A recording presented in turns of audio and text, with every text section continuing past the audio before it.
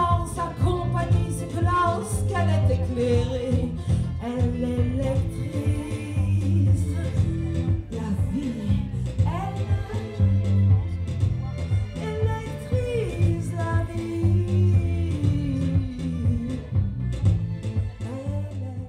Nous sommes devant un tournant historique. Les sociétés ne sont plus homogènes, uniformes, voire même leur perspective n'est pas de devenir de plus en plus homogène et uniforme, et l'égalité ne passe pas par la similitude. L'égalité repose sur une forte diversité. Ce ne sont pas les individus qui doivent changer, ce sont les structures qui doivent se montrer à la hauteur de cette diversité. Les structures doivent se mettre en situation de traiter de la même façon les personnes, quelles que soient leurs caractéristiques. J'ai tout de suite vu que vous étiez surqualifié pour le poste. Non. Ça ne va pas coller. Un petit conseil. Vous devriez peut-être ajouter une photo.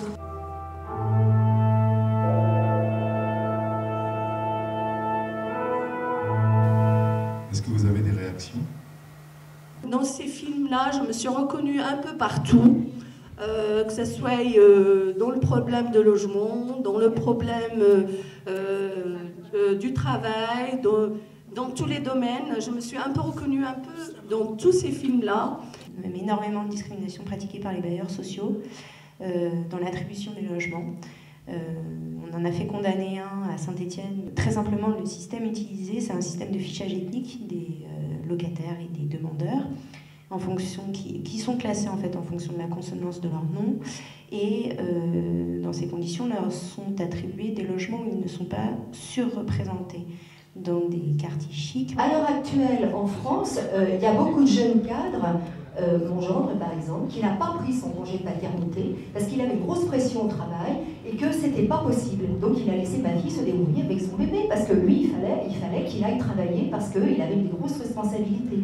Donc je pense que c'est une question de mentalité, c'est pas une question de politique. La société en règle générale, une femme qui prend un congé en raison de sa maternité, c'est mal vu.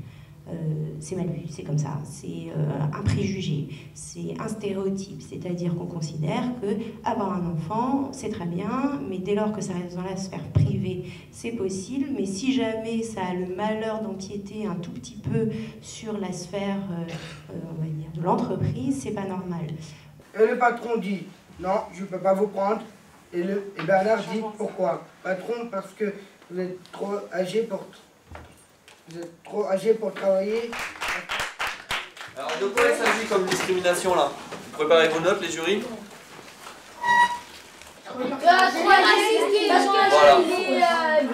Voilà, une discrimination par rapport à l'âge. L'année dernière j'étais peinard avec mon prof. Je me suis embrouillée avec lui. Tout d'un coup il y a la police qui débarque et qui dit qu'est-ce qui se passe. J'ai répondu, j'ai dit il n'y a rien du tout. Et la voisine d'en face était raciste des Noirs, ne voulait pas qu'on fasse du bruit.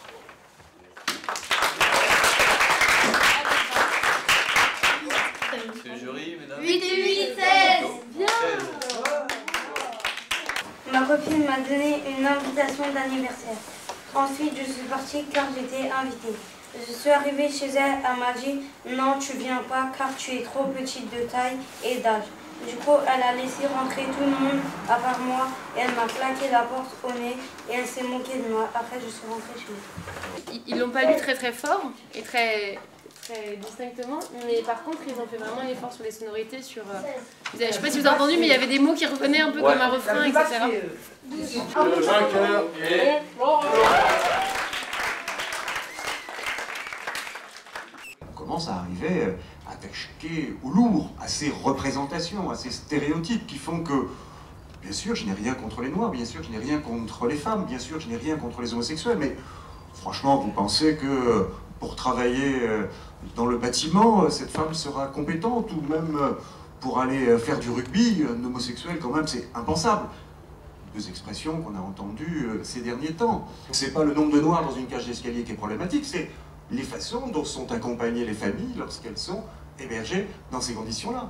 La façon dont le préfet du Val de Seine-Saint-Denis également traite la question des Roms.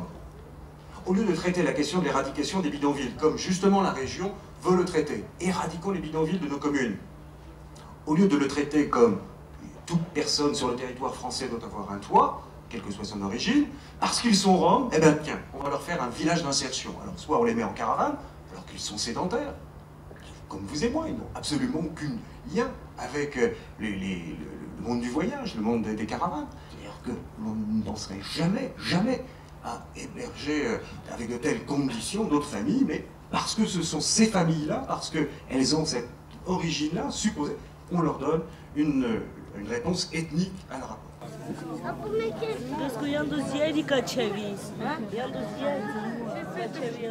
Merci beaucoup. Tu viens d'où?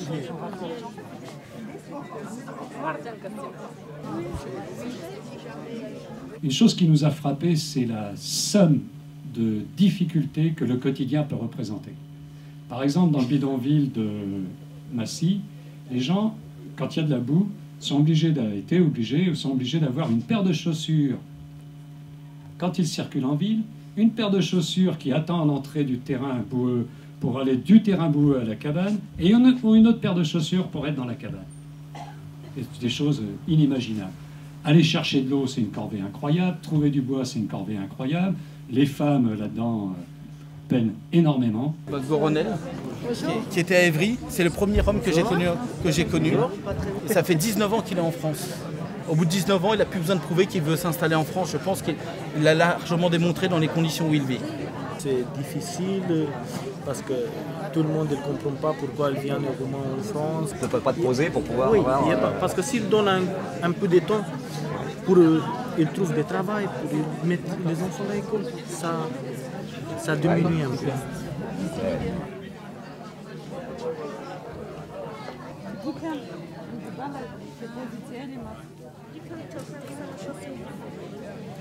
Alors, qui sont ces hommes, ces femmes, ces familles? Ils sont marqués par l'étrangeté. On ne les comprend pas toujours. Elles sont, vis-à-vis de la population française, quelque chose d'étrange, quelque chose qu'on veut éviter. C'est dire qu'ils continuent à vivre la discrimination qui les a suivis pendant des siècles. Il y a un émerveillement de notre part aussi, en les côtoyant. Il y a aussi une richesse qui s'échange. Et nous, on essaye de leur donner un peu de cette humanité qui vraiment leur fait défaut depuis des siècles. Et eux, ils nous donnent beaucoup de joie et beaucoup d'humanité aussi.